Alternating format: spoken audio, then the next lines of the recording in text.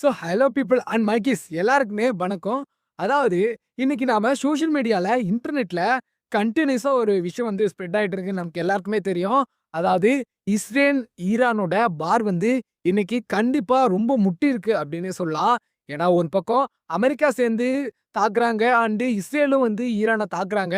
இப்படி தாக்குதல் நடத்துனதுனால கிட்டத்தட்ட அங்க இருக்கக்கூடிய ஒரு முக்கிய தலைவரான அயதுல்லா அலி காமனி அப்படின்ற ஒரு முக்கியமான அரசியல் கட்சி தலைவர் அங்க அரசியல் கட்சி தலைவர்ன்னு சொல்ல முடியாது. அங்க இருக்கக்கூடிய ஒரு பெரிய ஆள், அரசியல் சம்பந்தமான ஒரு ஆள் கிட்டத்தட்ட அங்க இறந்து போயிருக்காருன்னே சொல்லலாம். ஏன்னா, அங்க இருக்கக்கூடிய முக்கியமான தலைவர்கள்னா 2 பேர் தான். அதாவது அயதுல்லா அலி காமனி, அதுக்கப்புறம் இன்னொரு அவருடைய பிரசிடென்ட், அதாவது ஈரானுடைய பிரசிடென்ட் மசூத் அப்படின்றவரு.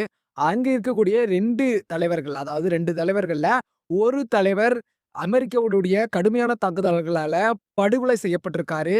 இது வந்து ஈரானிய ஊடகங்களா இருக்கட்டும், ஈரானிய மக்களாக இருக்கட்டும், ஒரு மிகப்பெரிய அச்சத்தை ஏற்படுத்தியிருக்கு. ஏன்னா, அங்க கிட்டத்தட்ட சுற்றி இருக்கக்கூடிய நாடுகள்லயும் கடுமையான பதற்றம் நிலவி வந்துட்டு இருக்குன்னே சொல்லலாம். ஏன்னா, அங்க நடக்கக்கூடிய ஒரு வார்னால இங்க இருக்கக்கூடிய பெட்ரோல் கன்டென்ட்டா இருக்கட்டும், எல்லா கன்டென்ட்டுமே வந்து பார்த்தோம்னாக்க, விலை ஏறப்போகுது. ஏன்னா, ஒரு நாட்டில் அதிகமா அணு ஆயுதத்த பயன்படுத்துறாங்க அப்படின்னாலே, அவங்க அதிகமான செலவுகள அதுக்காட்டி செய்வாங்க. ஸோ, அதனால அவங்க மொத்த வருவாய அவங்க அணு ஆயுதத்துக்காக செலவு பண்ணி வர நேரத்துல, அவங்க அவங்களுடைய பெட்ரோல் கன்டென்ட்டா இருக்கட்டும், நெறைய முக்கியமான பொருட்களுடைய விலையேற்றம் வந்து இன்னைக்கு அதிகமாக போகுதுன்னே சொல்லலாம். ஸோ, இதுக்கு பின்னாடி இருக்கக்கூடிய முழுமையான பின்னணிகள் என்ன? அப்படின்னு சொல்லிட்டு இந்த வீடியோல நம்ம தெளிவா பார்க்க போறோம். ஸோ, எல்லாரும் வாங்க இந்த வீடியோக்குள்ளார போலாம். அதாவது இந்த முக்கியமான கோர் ப்ராப்ளம், அதாவது என்ன பிரச்சனை அப்படின்னா, 3 நாடுகளுங்க. இஸ்ரேல், ஈரான், யு அதாவது அமெரிக்கா. இந்த 3 நாடுகள், அதாவது இஸ்ரேலும், அமெரிக்காவும் கிட்டத்தட்ட ஃப்ரெண்ட்ஸ் நாடுகள்னே சொல்லலாம். ஈரான் வந்து ஒரு சின்ன நாடு. இவங்க 2 பேரும் வந்து ஒரு நாடு. இவங்க 2 பேரும் முடிவு பண்ணி வச்சுக்கிட்டு, ஈ ஈரான வந்து தாக்குறாங்கன்னே சொல்லலாம். ஏன்னா, இந்த ஈரான் அப்படின்ற ஒரு கண்ட்ரி கன்டினியூஸா வந்து பார்த்தோம்னாக்க, அணு ஆயுதங்கள தயார் பண்ணியிருக்கட்டும், நியூக்ளியர் வெப்பன்ஸ் ரெடி பண்றதா இருக்கணும்னு சொல்லிட்டு கன்ட்ரீஸா ரொம்ப நாட்கள்லாம் ஈடுபட்டுட்டு வந்துட்டு இருக்காங்க. இது அமெரிக்காவுக்கு வந்து சுத்தமாவே பிடிக்கல. இஸ்ரேலுக்கு வந்து இதுக்கு முன்னாடியே கன்டினியூஸா அவங்களும் வந்து பார்த்தோம்னாக்க, தொடர்ந்து சண்டையிட்டுட்டு வந்துட்டு இருக்காங்க. ஆனா, அமெரிக்கா வந்து பார்த்தோம்னாக்க, இவங்க அணு ஆயுதங்கள உருவாக்கிட்டா தங்கள பாதுகாத்துக்க முடியாது அப்படின்றதுனால, இவங்க கன்டினியூஸா அவங்களுடைய ஈரான்ல இருக்கக்கூடிய முக்கிய தளங்கள வந்து பார்த்தோம்னாக்க, குறி வச்சு தாக்கிட்டு இருக்காங்க. ஸோ, அதனுடைய முதற்கட்டமா அவங்களுடைய முக்கியமான தலைவர்கள அயதுல்லா அலி காமனி அப்படின்ற ஒரு பெர்சன தாக்கியிருக்காங்க. அதாவது கொன்னேட்டாங்க அப்படின்னே சொல்லலாம். இது வந்து அங்க இருக்கக்கூடிய மக்கள் கிட்ட ஒரு பதற்றத்தை ஏற்படுத்தியிருக்குது. ஏன்னா, கிட்டத்தட்ட 40 நாட்களுக்கு மேல துக்கம் அனுசரிக்கப்படும்னு சொல்லியிருக்காங்க.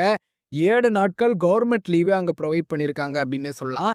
இதெல்லாம் ஏன் அமெரிக்கா, இஸ்ரேல் பண்ணணும் அப்டின்னு சொல்றாங்கன்னா, அங்க இருக்கக்கூடிய அரசாங்கம் அணு ஆயுதங்கள தயாரிப்பதற்கான வேலைகள்ல ஈடுபட்டு இருக்கிறதுனால, அந்த அரசாங்கத்த முடக்கணும் அப்டின்றதுனால, அங்க இருக்கக்கூடிய முக்கிய தலைவர்கள கொன்னுட்டாலே, அங்க இருக்க ஆட்சி கவிழ்ந்துரும்.